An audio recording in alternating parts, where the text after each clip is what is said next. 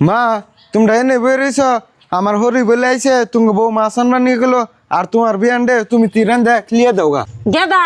বউ কইলে দেখে যে মাছ আনলি কালকে শুক্রবারি তোর কি মন আছে কালকে মাংস আনলি সেই মাংস খাই কেরা বউ যে আমার উর্দা মাত দূরি করে বউ কয়টা কামাই করে তোর রাতে দিয়ে হুকুম করে বউ না আছে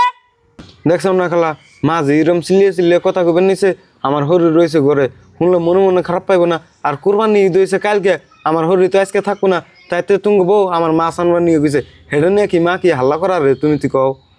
হ্যাঁ বুঝি গেদা তো ঠিক কথা কইতাছে ওর হরি ঘরে বই রয়েছে আর কি খালি হাতে আছে তুমি নিয়ে কাপড় চোপড় নিয়েছে সেজন থেকে গেদা মাছ নিয়েছে রাইন্দা খাওয়াই দাও মা কি হয়েছে ডাহুন কে?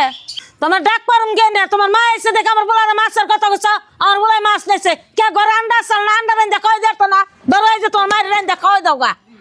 মা এটা তুমি তোমার বউয়ের নাকি কেমন ব্যবহার করলা সামান্য মাছ নিয়েছি এটা তুমি চাঙ্গাতে ভালোই দিলা আর তোমার বিয়ে নে যে 600-700 টাকা দামের যে খাবার নিয়েছে হ্যাঁ না তো তুমি ভাবলা না কোনো টাইমে।